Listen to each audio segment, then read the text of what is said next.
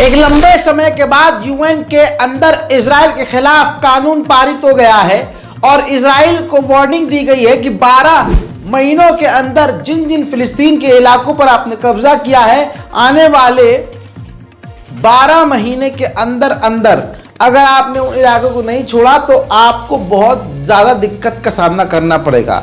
एक तरफ ये धमकी थी और दूसरी तरफ दूसरी शर्त भी थी। यूएन के अंदर इजराइल से कहा गया कि आपको अंतर्राष्ट्रीय कानून का पालन करना ही होगा।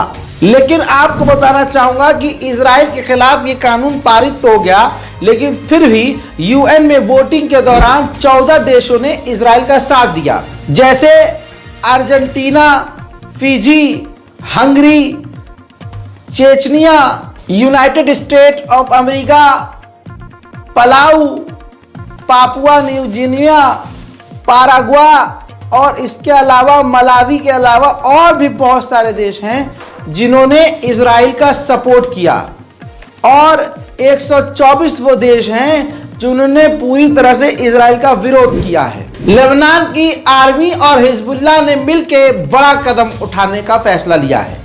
उन्होंने कहा है कि देश में बचे कुचे हमारे अधिकारियों और सेना के पास pager, electronic system, electronic item जैसे घड़ी और भी कई तरह की चीजें जिसमें मोबाइल भी शामिल है, वॉकी टॉकी भी शामिल है, इन तमाम संदिग्ध चीजों को लेबनान की गवर्नमेंट और हिजबुल्लाह मिलकर नष्ट कर देगी, तबाह कर देगी, क्योंकि इसका इस्तेमाल करके इजराइल अगले मुल्क का पूरा फ्यूचर बेकार कर रहा है। लेबनान में चारों तरफ चीख पुकार है, लेकिन लेबनीज लोगों की हिम्मत बढ़ी हुई है।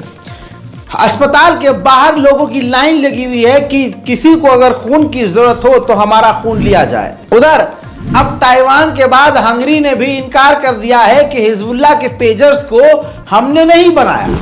वहीं ईरान पूरी तरह से लेबनान के साथ है। ईरान की government eye specialist surgeon Lebanon भेज रहे हैं आंखों के इलाज के लिए, साथ में मेडिकल टीम भेजी जा रही है लेबनान मदद के लिए। उधर इजराइल ने गाजा के ऊपर लगातार बमबारी जारी रखी है। एक और स्कूल के ऊपर इजराइल ने बमबारी करके दर्जनों लोगों को कत्ल कर दिया और बमबारी के बाद का मंजर ये है।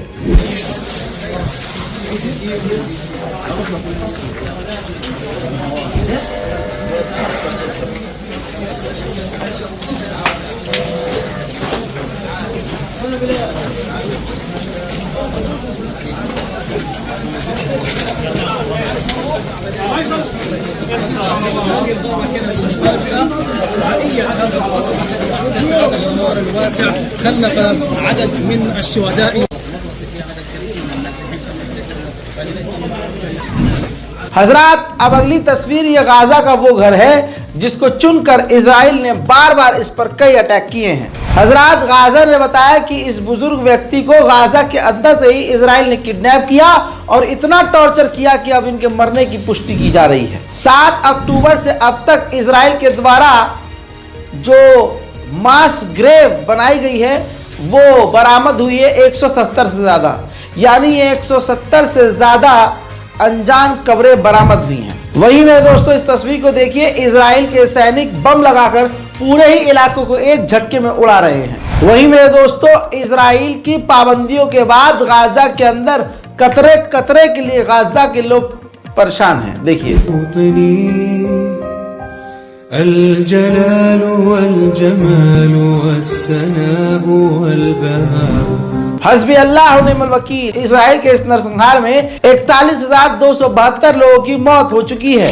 उधर UNRWA के चीफ ने कहा है कि इजराइल ने अंतर्राष्ट्रीय ऑर्गेनाइजेशन ह्यूमन एड फाउंडेशन को वीजा देना इनकार कर दिया है, वीजा नहीं दे रहा है, जिसकी वजह से पत्रकार से लेकर बड़े बड़े NGO गाजा जा नहीं सकते। बात अब फिलिस्तीन के लोगों की करें तो फिलिस्तीन के इलाके में यहूदी फिलिस्तीनियों के इलाकों और खेतों और घरों और उनके आसपास के क्षेत्र में आग लगा रहे हैं। देखिए,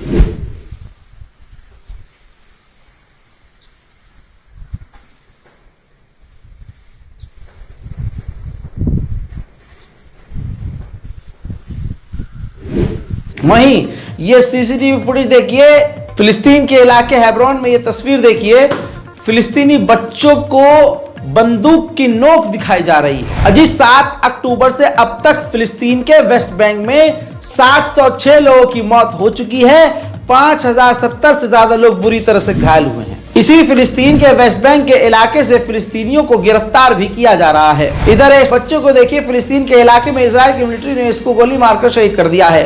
हजरात, उधर फिलिस्तीन के इलाके में इब्राहिमी मस्जिद एक बार फिर से पूरी तरह से इजराइल के कब्जे में है। इजराइल की सेना अंदर नाच रही है, गा रही है, याशी कर रही है। देखिए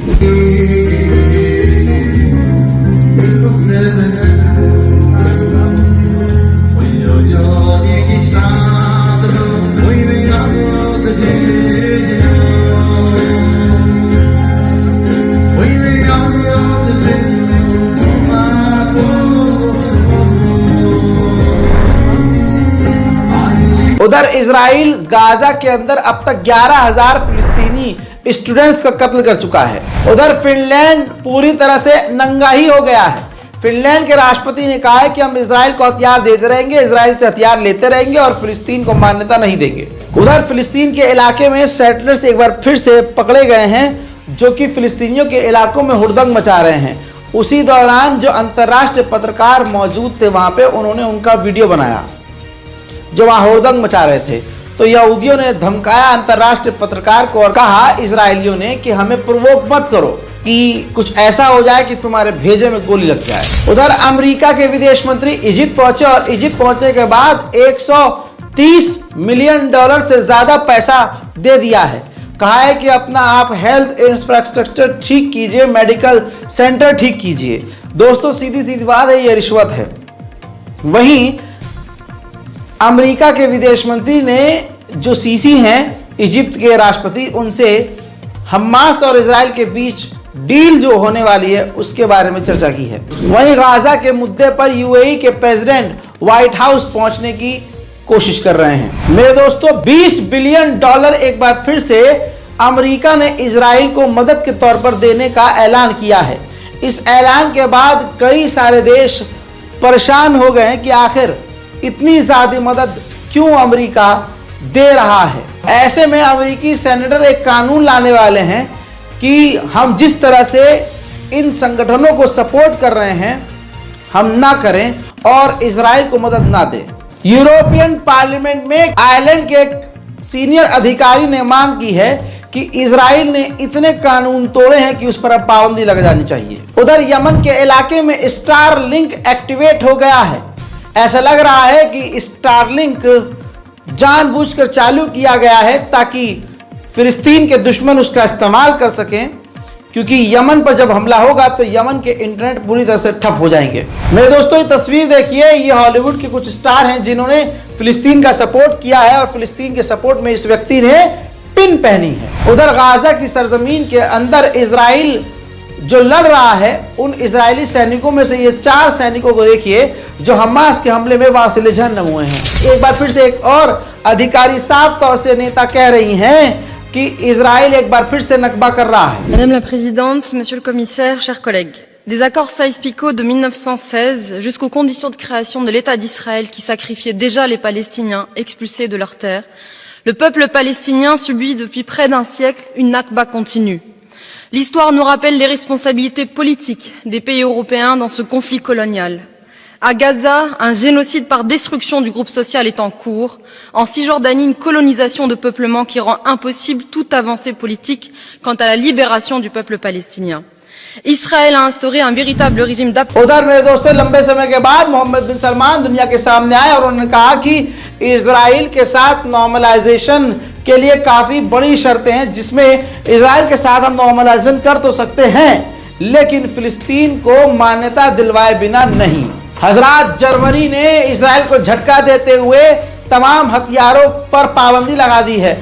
फिलिस्तीनी समर्थक ग्रुप ने जर्मनी के अंदर ही जर्मनी की मिलिट्री और बताना चाहूंगा कोर्ट का दरवाजा खटखटाकर मांग करी कि जिस तरह से जर्मनी की सरकार लगातार इजराइल को मदद कर रही है, हथियार दे रही है, देना बंद कर दे। इस केस को ही आधार बनाकर जर्मनी की सरकार ने इजराइल को हथियार देना पूरी तरह से बंद कर दिया है। अब जर्मनी का कहना यह है कि जो कोर्ट में जो केस चल रहा है, ये केस जब खत्म हो जाएगा उसी के बाद जर्मनी यानी हम इजराइल को हथियार दे पाएंगे। इजिप्ट अपने इलाकों में मिसाइल लॉन्चिंग पैड बना रहा है, जिसके बाद इजराइल टेंशन में आ गया है और नजर रख रहा है। उधर इजराइल ने यह भी कहा है कि हिजबुल्लाह छुपा रहा है कि उसके कितने लड़ाके मारे गए हैं, हालांकि मारे बहुत गए हैं। लगातार आपको अपडेट दे रहा हूं रज़ाग्राफी अनस्क्रिप्टेड पर, आप ये खबर देख रहे हैं। इस बारकोड का इस्तेमाल कीजिए ताकि गाजा और फिलिस्तीन की कुछ मदद की जाए। हजरात, जैसे मैंने आपसे कहा कि रज़ाग्राफी अनस्क्रिप्टेड पर यह वॉर अपडेट आप देख रहे हैं। उम्मीद करता हूं कि आप हमारे इस चैनल को सब्सक्राइब जरूर करेंगे ताकि दुनिया के तमाम बड़े अपडेट्स आपको आसान भाषा में मिलते रहे। तब तक के लिए जय हिंद।